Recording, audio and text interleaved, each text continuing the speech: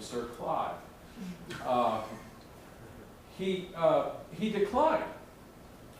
He declined to accept that honor, and he wrote a letter back, and he wrote a letter back to Churchill's secretary saying he was very grateful for the recognition, but he was worried about the political repercussions.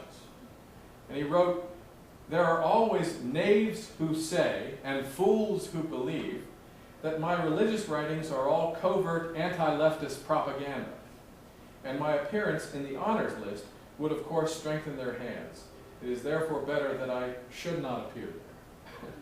So, in the interest of his remaining nonpartisan in his defense of the gospel and his defense of permanent things, he felt that to accept this honor from a conservative prime minister could have muddied the waters and made it look as if he was a political patsy of some sort. But beyond that prudent concern for not appearing partisan, Lewis, I think, was rather bored with politics. He wrote a letter to his brother in 1940. England was already at war, and you'd think politics would be kind of high on the agenda for many people. Here's what he said to his brother, indicating how little he cared for the great issues of the day, as slang would have. "Lord, how I loathe great issues. Dynamic, I think, is one of the words invented by this age which sums up what it likes and I abominate.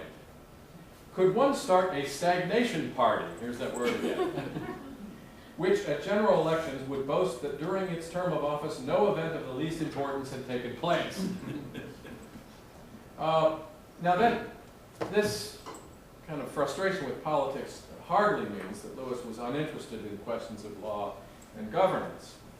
He was very profoundly interested, but profoundly interested in terms of not principally concerns for power, but concerns for goodness and truth. He was concerned about law and government because he was concerned about promoting human well-being. I wanted to start by reading a little bit of The Poison of Subjectivism, again to set the context for the historical discussion that I want to offer later, a discussion of how the view that Lewis maintains was the view not just of the Christian West, but he argues it was the human view, in a sense, through most of human history until relatively modern times. The view that there is a givenness in the nature of things, there is an objective reality and value that ought to be the reference point for our own judgments about specific matters of value. At the beginning of this essay, he writes, "Correct thinking will not make good men of bad ones, but a purely theoretical error may remove ordinary checks to evil and deprive good intentions of their natural support." In other words, bad thinking may remove the guardrails, as it were, that keep us from sliding off the road. And so the reason we promote good thinking is not that good thinking will necessarily make us moral or virtuous.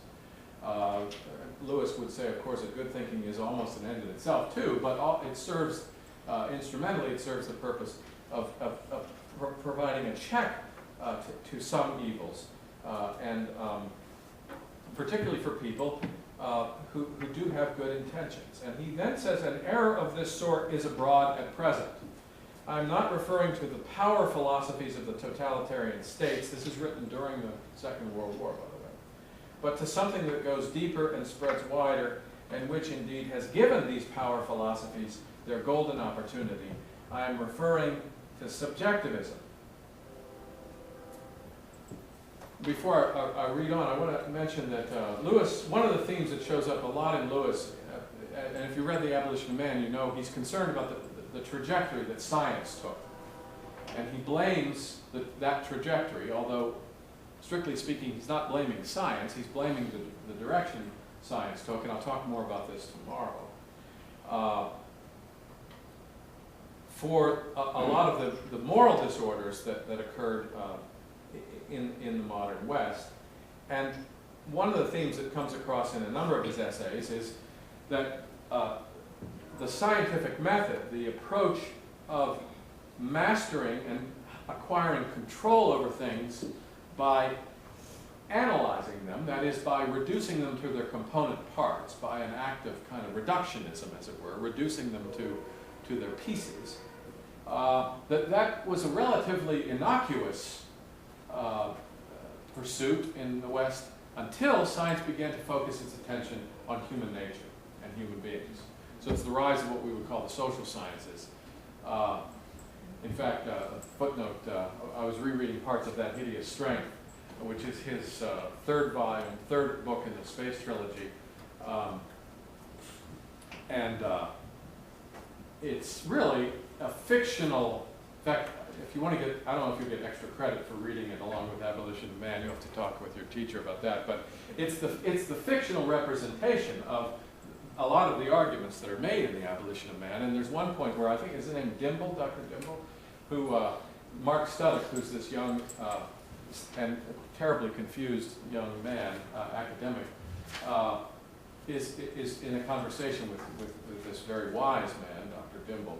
And he, at one point in conversation, I can't remember the context, says something like, well, you know, one of the sciences like sociology. And Dimble says, there is no science like sociology.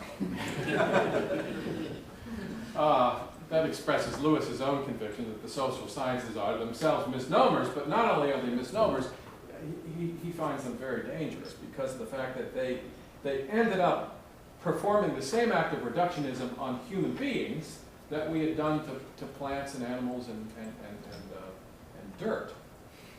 After studying his environment, man has begun to study himself. Up to that point, he had assumed his own reason. He had assumed his own reason. In other words, the studying that he did in trying to understand the world had to work with reason. Reason was not problematic. Reason was what people did, what human beings did. We were reasonable creatures. Up to that point, he had assumed his own reason, and through it, seen all other things. You could say that's what launched modern science. That's what gave us the capacity and desire to begin the project of Western science. Now, his own reason has become the object. It is as if we took out our eyes to look at them. Great metaphor. Thus studied, his own reason appears to him as the epiphenomenon which accompanies chemical or electrical events in a cortex which is itself the byproduct of a blind evolutionary process. His own logic, hitherto the king whom events in all possible worlds must obey, becomes merely subjective. There is no reason for supposing that it yields truth. Then he goes on and says that as long as philosophers are the only people doing this, or intellectuals, that's not a big problem. As long as the questioning of logic and the questioning of reason is safely sequestered in the academy, as long as in other words, as long as it's only addressing matters of theoretical knowledge, it's not a big problem. But when it comes to practical reason, and by practical reason he means the judgment of good and evil, then it really does become a problem. And he says that it has ruinous effects. He said, and he defined, he's used the phrase practical reason. He says, by practical reason, I mean our judgment of good and evil. This is a Aristotelian term. I don't know if Plato probably used the same term. And a little aside, if you were surprised that I include this, that is the judgment of good and evil, if you are surprised that I include this under the heading of reason at all, let me remind you that your surprise is itself one result of the subjectivism I am discussing. Until modern times, no thinker of the first rank ever doubted that our judgments of value were